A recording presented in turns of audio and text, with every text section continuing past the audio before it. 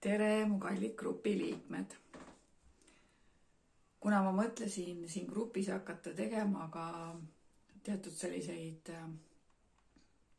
töötubasid, koolitusi, suunitlusi, teavet jagama ja et saaks ka koos teiega arutleda, siis miks ma seda maali näitan? See on seotud sümbolitega ja tarokaardis on samamoodi ja tarokaart on samamoodi hästi palju seotud sümboolikaga, numeroloogiaga, astroloogiaga, aga eelkõige sümbolitega. Ja inimesed ja kogu aeg öeldaksegi, et jälgige elumärke, jälgige numbreid, vaadake, mida te oma elus näete ja millega te oma elu ümbritsete. Siis näiteks see maal, mis on siin minu kodus, no loomulikult minu tehtud, siis see on nagu selline positiivne tornikaart, sest kõik on juba kokku varisenud, kokku kukkunud.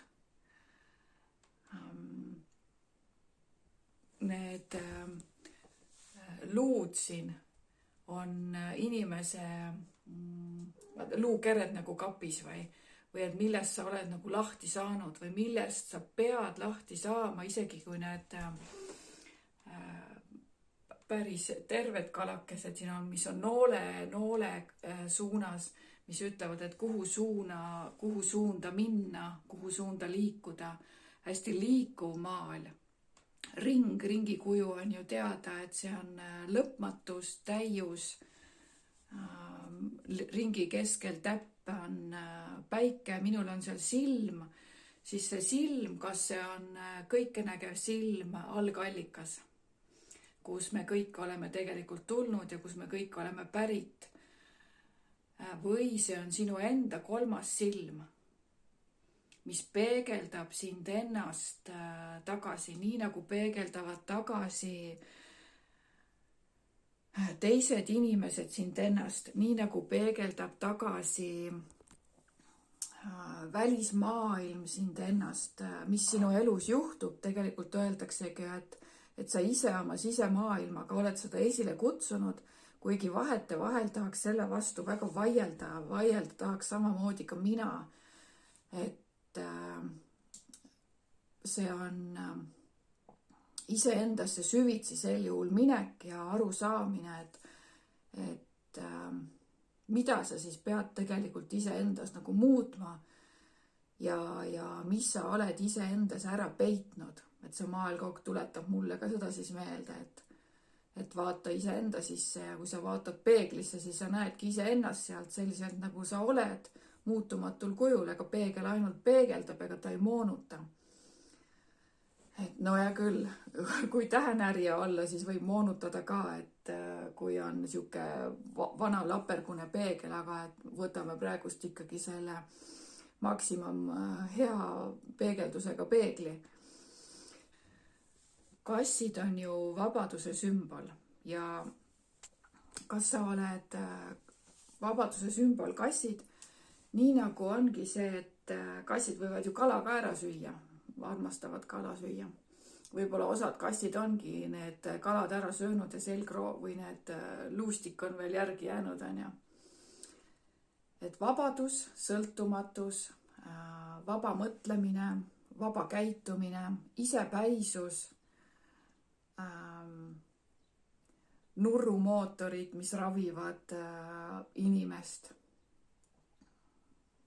stressimaandajad, kõik siuksed märksõnad, praegust ei tule kõik meeldegi.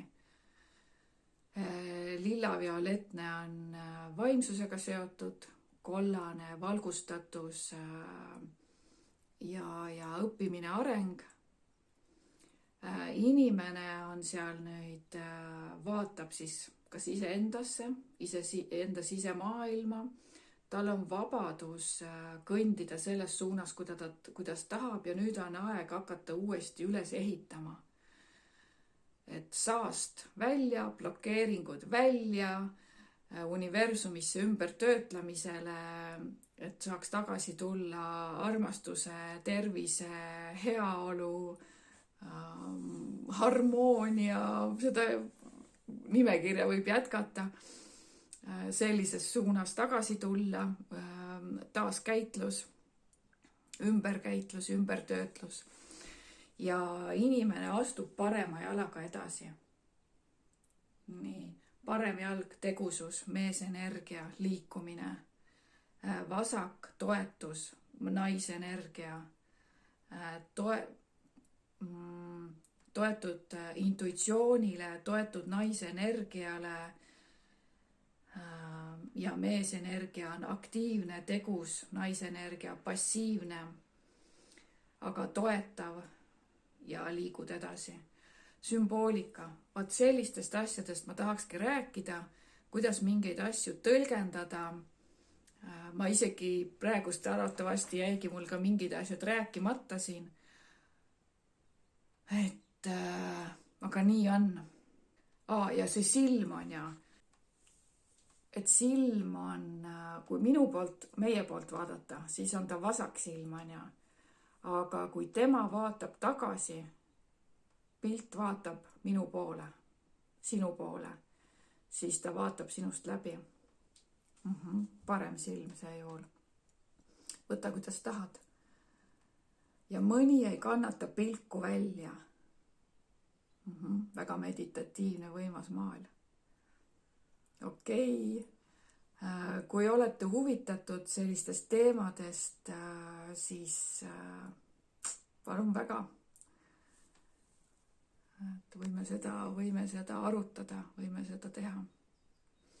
Siis esimese asjana ma mõtlesin ka, et teeks äkki järgmine nädal selleks, ma postitan sinna kirjalikult ka gruppi, et vastan teie küsimustele, võtan kaardipaki, üks küsimus inimese kohta ja vastan teie isiklikele küsimustele. Vot. Ja nädalavahetusel on väikese arkaani praktiline töötuba, kus samamoodi saate isiklikult oma vastused, räägime samamoodi sümbolitest ja sümboolikast.